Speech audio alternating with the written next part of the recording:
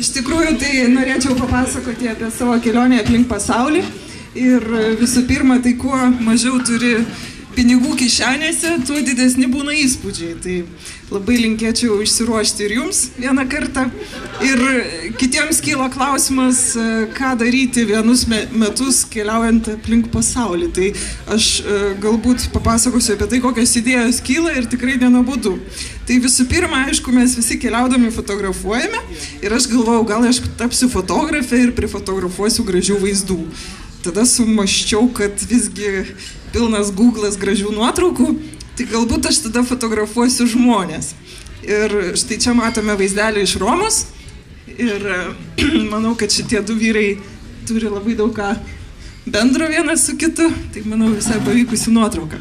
Tačiau kartais žmonės fotografuojant jie supyksta ir arba paprašo pinigų. Tai aš manau, kad jeigu jums taip atsitiktų, kad jūsų prašys pinigų, tai jokių būdų neduokite, nes vis tiek iš tos nuotraukos nieko gero nebus. Ir taip pat Australijoje mačiau vieną labai gražų vaizdą, kuomet moteris kepė kengūros uodegą, bet kažkaip buvo ten, ar ne? Bet kažkaip jinai iš manęs prašė $10 ir aš supratau, kad nieko gero iš tos nuotraukos nebus. Aš tai šis vyriškis nieko nesakė, tik šalia jo esanti moteriškė pasakė, duok jam ką nors. Nu, tai aš supratau, kad gal ir gerai. Ir kartais būna taip, kad neišeina nufotografuoti to vaizdo, ką matai, tai tada aš jį nutapau.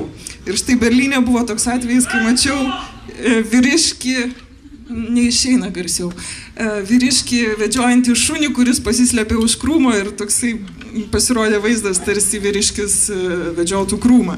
Arba Peru, kuomet 4 vyrai vaikėsi šunį, taip drebulys labiau jaučiasi, vaikėsi šunį ir aš nesupratau, kodėl jie taip tą vargšą šunelį vaikosi, bet po to paaiškėjo, kad jis turėjo raktus nuo jų Kamazo ir jie negalėjo įlipti į automobilį.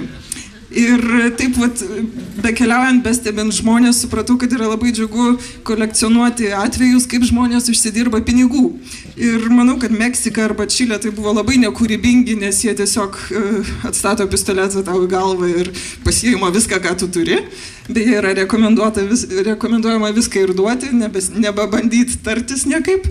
O Peru ir Machu Picchu pasirodė berniukas labai kūrybingas. Kuomet turistai važiuoja žemyn nuo Machu Picchu ir daro didelius posūkius nuo labai stadaus kalno, jie pamato ant kampo mojuojant vis tą patį vaiką. Pasirodo, vaikas žinojo trumpą kelią ir vis bėgo mojuodamas turistams, o apačioje, aišku, susirinkdavo pinigus. Taip pat labai kūrybingas policininkas pasitaikė Kašmyre ir sakė, ar jūs iš Europos? Sakiau, taip. Aš kolekcionuoju monetas, gal turite monetų? Sakiau, taip, aš turiu iš Lietuvos, jūs tikriausiai neturite nė vienos ir jiems pasidarė visiškai neįdomu litai, nes jis kolekcionavo eurus, o kaip žinia, už 1 eurą Kašmyre gali ištaigingus pietus savo pasidaryti. Buenos Aires buvo labai kūrybingi, kai žmonės ateina į zoologijos sodą, jie turi labai brangiai mokėti už maistą, tai atsiranda tokie piratai, kurie stovi už zoologijos sodo tvoros ir ant pagalio ištiesia pigesnį maistą ir užkandžius. Taip pat Indijoje, kai vaikas įlipa į traukinį ir valo, pavyzdžiui, grindis savo marškiniais, nieks neduoda jam pinigų, bet kai įlipa vyras persirengęs moterimi, tai visi vyrai greitai traukia, tuština kišenes, nes tas vyras grasina atsisėsti ant kelių ir būti maloniai. Nikaragvoje vaikšto vaikai susidaužytais indais ir turistams verkia ir sako, mane mama užmuš, gal galėtumėte duoti man pinigų, kad nusipirkčiau naujus indus ir netikėkite. Argentina šiaip yra tikrai labai išradingi, bet kartais tokie nelogiški atvejai. Šiaip Australijoje teko matyti gatvės muzikantams niekas per daug pinigų neduoda, tai muzikantai netgi triukus tokius atlieka. O Nepale kažkaip dingdavo sagos po to, kai tu drabužius iš skalbyklos pasimdavai. Pasirodo, ne dėl to, kad skalbė jos labai grubiai, o jie tiesiog jas nukerpa ir po to parduoda. Taip, klausimas, kodėl aš čia piešiu, tai dėl to, kad ten, kur pinigai ir žmonės susiję, ten jie nelabai nori, kad juos fotografuotum. Australijoje nelabai matosi, bet aš nesupratau, kodėl į Šventą kalną prašo nelipti į šitą Ulurų. Taip, tiek to. Gruzijoje labai įdomus atvejis, kad, kaip pasakyti, galiu susikviesti daugybę draugų, pavakarieniauti ir po to bėgti, kiek kojas neša.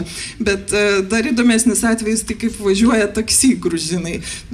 Padaro taip, kad suskambėtų jų telefonas ir tada labai stresiniu balsu rėkia, kad tikrai kažkas atsitiko, tuoj atlėkiu, ir liepia sustoti vairuotojui ir lekia iš mašinos kuo greičiau. Ir aš klausiu, o gerai, o kam tas teatras tada? Kodėl neprašyti vairuotojo sustoti ir tiesiog bėgti? Tai, kad vairuotojas netaip blogai jaustųsi. Tai jie dar bando kažkaip gražinti situaciją. Čia gal su pinigais nesusijęs vaizdelis, bet tiesiog norėjau parodyti, kokie yra kūrybiški žmonės Tailande ir kokie ten būna šviesoforai ir gatvių šviestuvai. Taip pat dar vienas labai kūrybiškas priėjimas buvo taip pat Limos gatvėse, kaip atkreipti pėsčiųjų ir automobilių dėmesį į šviesoforus, tai jie tenai statė tokius klounus, kurie reguliavo eismą.